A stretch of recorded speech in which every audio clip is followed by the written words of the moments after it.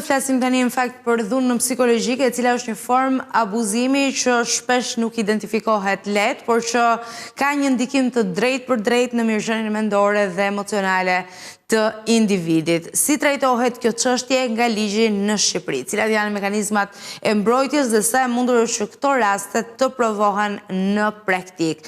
Për të na sqaruar më shumë lidhur me aspektin ligjor dhe për të dalë ndoshta në përfundime të cilat janë më së të dobishme në ditët e sotme, kur gjithmonë më shumë po i kushtohet një vëmendje e re, kjo edhe prej mundësimit që rrjetet sociale na kanë bërë të kemi më shumë hapësirë. Do të jem në një diskutim me avokaten dhe juristen Elta Milori për të diskutuar më gjerësisht lidhur me këtë tematikë. Elta, të përshëndes, mirë se erdhe.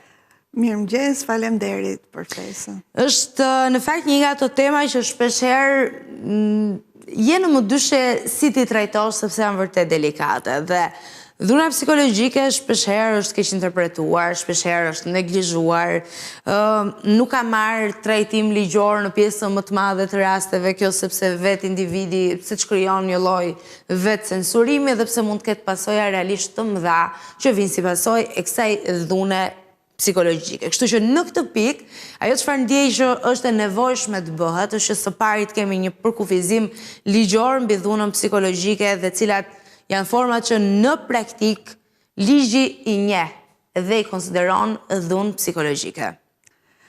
Së pari njëherë, dhuna psikologjike trajtohet si nga pikpamja e psikologjisë, ashtu edhe nga pikpamja e jurisprudencës. Pra duhet bërë një vindarse midis psikologut edhe avokatit apo juristit që merret me këtë pjesë. Ligjërisht, në 130 i Kodit Penal e ka parashikuar dhunën psikologjike si një veprim apo mos veprim i qëllimshëm për të cënuar dinjitetin dhe integritetin e individit, dhe kjo shkakton pastaj dëmtim të rënd të shëndetit mendor, emocional, e kështu me radhë. Pra, në thelb, po ta marrim dhe ta analizojmë ligjërisht, është pra një veprim me qëllim për të arritur në një rezultat të caktuar, pra pasoja është thjesht dëmi i shëndetit mendor apo emocional të individit, i cili shkakton pastaj dhe dëme shumë të rënda dhe të mëdha për shëndetin në përgjithësi të individëve. Pse nuk identifikohet lehtë kjo lloj dhune? Së pari njëherë nuk shkakton shenja trupore në krahasim me dhunën fizike. E dyta është, si thuash, e fshet, bëhet direkt individualisht dhe në për ambiente të mbyllura. Po themi, ambienti mbyllur është ambienti shtëpisë, ambienti punës, do me thënë, dhe format dhe mënyrat janë shumë të fsheta, shumë të padukshme. Për këtë arsye, kjo lloj dhune kategorizohet si një dhunë shumë herë më e fortë se sa dhuna fizike. Se dhuna fizike është e dukshme, ka shenjat, Kodi Penal parashikon ato dënimet e veta, edhe mbaroi filmi këtu. Ndërsa puna, kurse për sa i përket dhunës psikologjike, duhet është shumë e vështirë, dhe për këtë arsye, Kodi Penal parashikon ligjërisht dhënien e urdhrave të mbrojtjes shumë shpejt. Për shembull, nëse një individ, një grua, një person shkon në polici, bën denoncimin që ka dhunë të vazhdueshme psikologjike, duke paraqitur provat, dhe ligji parashikon që kush janë provat? Provat janë së pari email-et kërcënuese, shantazhet, duhet që kur bëhet e përsëritur kjo lloj dhune edhe të incizohen, të monitorohen, që të jenë prova. Por individi duhet që të shkojë fillimisht edhe tek psikologu, sa po shikon që bëhet e përsëritshme dhe i krijon situata shumë të rënda shëndetësore, të dëmit shëndetit mendor, te psikologu. Duhet shkoj te mjeku kur e shikon, pra të gjitha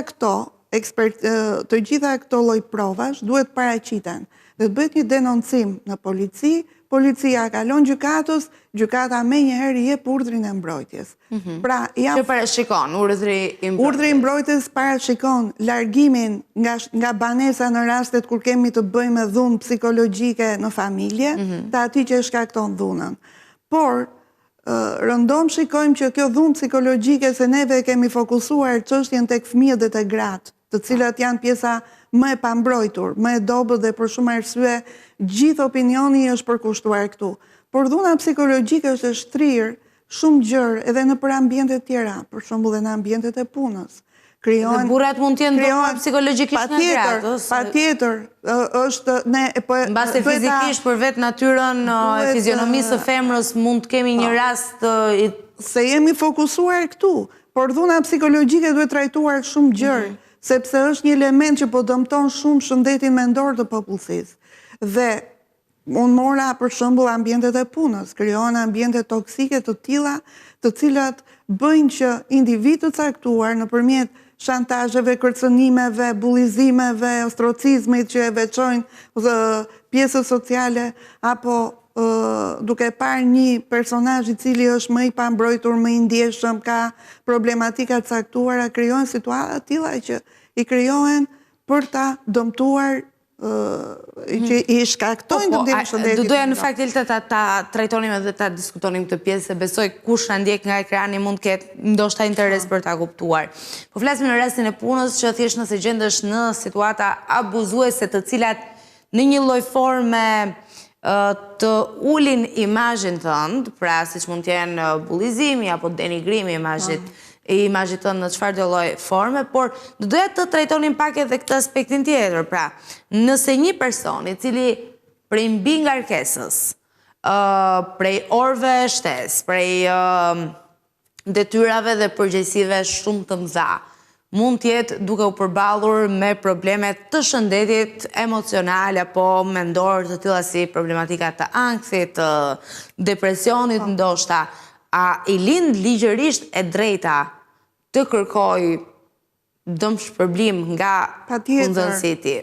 Patjetër, legjislacioni jonë, përderisa e ka të përkufizuar dhunën psikologjike në kodin penal, përderisa ne kemi ratifikuar në 2012-ën Konventën e Stambollit, e cila është një konvent e cila flet në mënyrë shumë të hollësishme dhe bën një përcaktim shumë një analitik të dhunës psikologjike.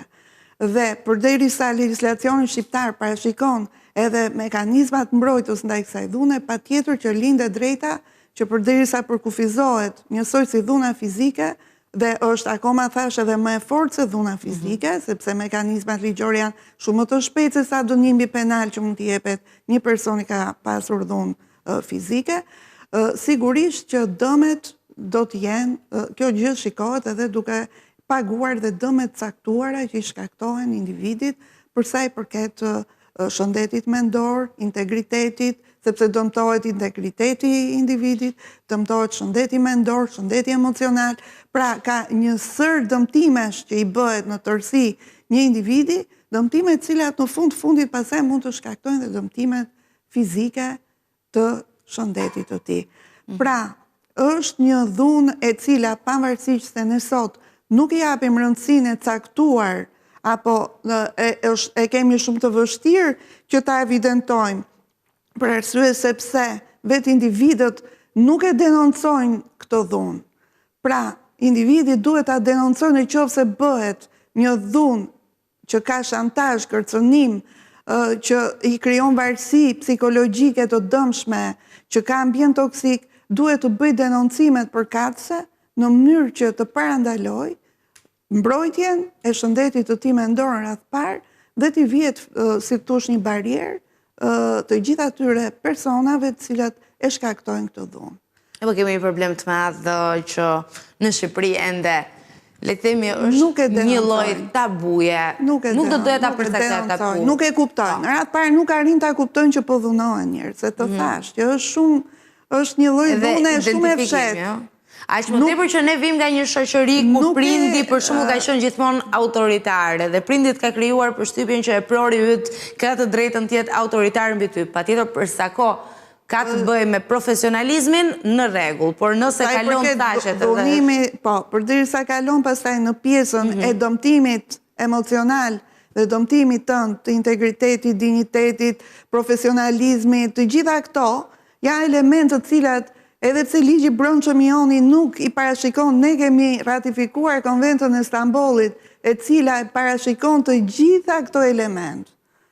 Dhe ajo ka prioritet mbi ligjin e brendshëm. Pra, në qoftë se kuptohet në radhë parë, duhet kuptohet një nga individët, se shumë, për shembull gratë, nuk arrin dot, siç e kemi thënë gjithmonë, që ta denoncojnë për shumë arsyet ekonomike, opinionet e kështu me radhë. Fëmijët janë të vegjël, nuk arrin dot që të kuptojnë që po dhunohen psikologjikisht, rriten në një ambient toksik, por një ambient kur kanë probleme familjare, janë situatuar. Dhe historia ka treguar Elta që zakonisht fëmijët të cilët rriten në ambiente të tilla kanë predispozita më të larta për të bërë ose dhunues ose sërish prej një. Sigurisht janë pastaj këto grupet e marginalizuara, që janë të ekspozuara ndaj diskriminimit, çfarë janë këto të grupimet me orientime seksuale të ndryshme. Këto janë, si të thuash, pra që janë pak a shumë të ekspozuar, që thash ndaj diskriminimit, janë, si të thuash, një grupim që mund të dhunohen shumë lehtësisht psikologjikisht. Është ajo shtresa e njerëzve të cilët kanë varësi ekonomike të patjetërsueshme ndaj punëdhënësit për arsye të kushteve ekonomike shumë të skajshme të varfra, dhe për këtë arsye për të ruajtur, për të fituar, mund të pranojnë çdo lloj dhune vetëm sepse të tilla i kanë kushtet ekonomike, pra është shtresa e varfër që dhunohet për arsye të tilla. Pra kemi, siç e thash, në ambientet e punës, krijimi ambienteve toksike, duke parë një individ që punon më shumë, që ka integritet më shumë, që ka, domethënë krijohet ai ambienti toksik për ta dëmtuar, për t'i dëmtuar shëndetin mendor me qëllim, në mënyrë të qëllimshme. Pra, janë disa grupime të cilat janë të evidentuara, por ajo që është shumë e rëndësishme, duhet që jo vetëm të kuptohet, por të kenë guximin ta denoncojnë.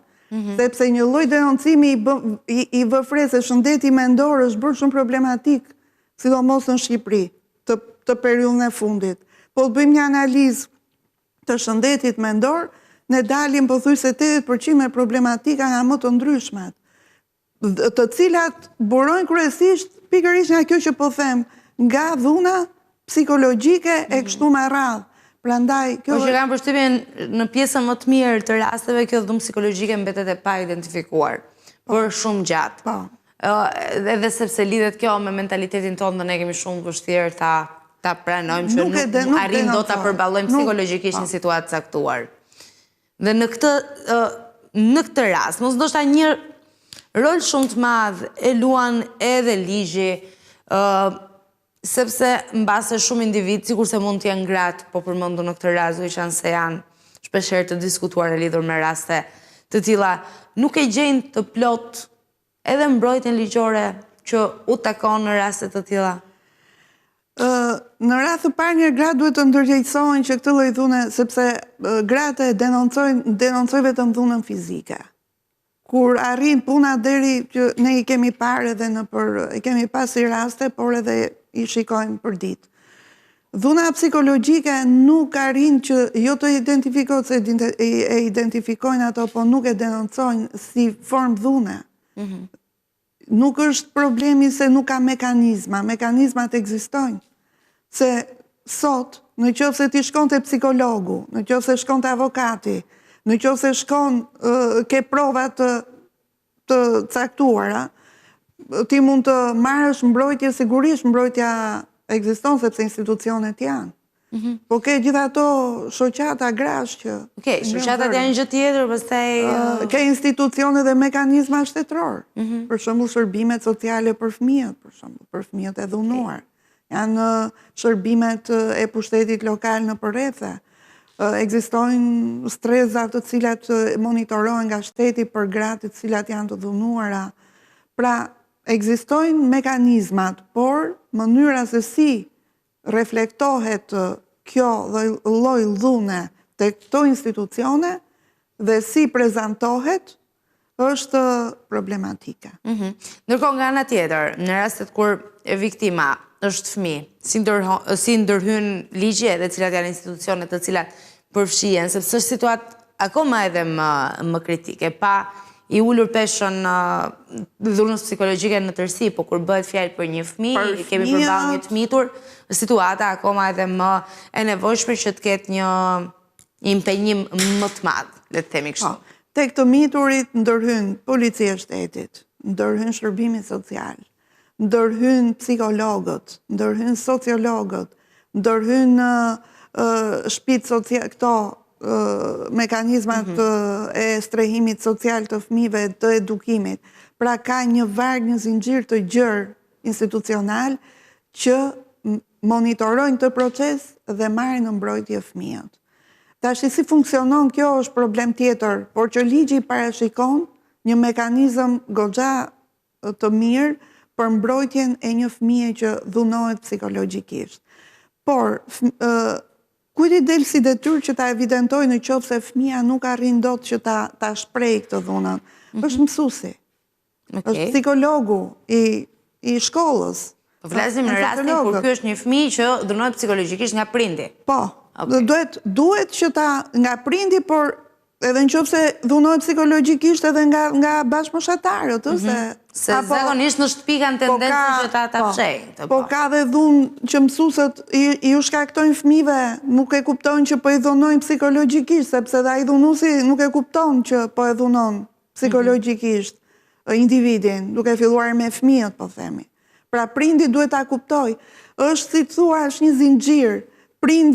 Prindi, fëmia, mekanizmi shtetëror, pra në qoftë se do të jenë të gjithë, si thuash, në alert për të mbikëqyrur, për të monitoruar fëmijët, evidentohet lehtësisht, por mungon ky lloj zinxhiri her pas here dhe prandaj shpesh shikojnë fëmijë të stresuar, fëmijë psikologjikisht me probleme, derisa arrin pastaj dhe marrin dhe deviacione kur arrin adolescent, që është, si thuash, një periudhë delikate, marrin pastaj ato devime të caktuara, që janë të papëlqyeshme.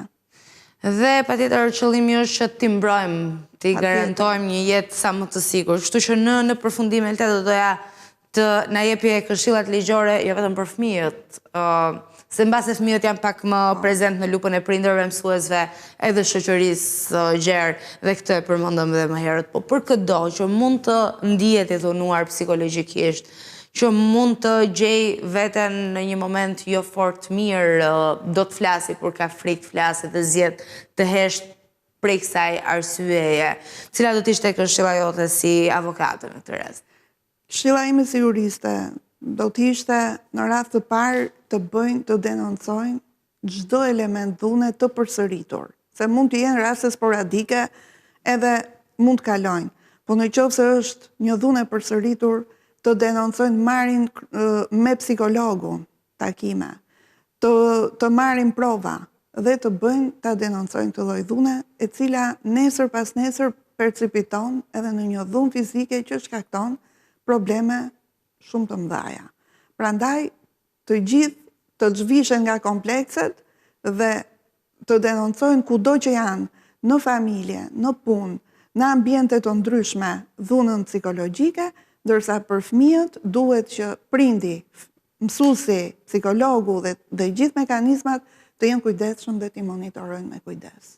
E vetmja formë për të dhënë zgjidhje është që ndonjëherë të zgjedhim që të mos heshtim përballë situatave të tilla. Kjo është të shprehjen Elta që zakonisht kur është diçka të cilën ti ndoshta je shumë gati, je shumë pranë ta thuash, fillon edhe kafshon pak gjuhën, themi ne, për të mos lënduar dikë, në këtë rast nuk ka një kompromis të tillë. Duhet patjetër që të flasësh edhe të japësh kësaj problematike. Unë falenderoj shumë që ishe me mua këtë mëngjes për të diskutuar lidhur me një çështje e cila shpeshherë ose shihet si shumë e largët nga realiteti ynë, ose pjesa më e madhe mendojnë që po s'ka gjë se i japim zgjidhje, për sa kohë nuk është fizike, i japim një zgjidhje. Kështu që të falenderoj që e sollëm vëmendje. Faleminderit.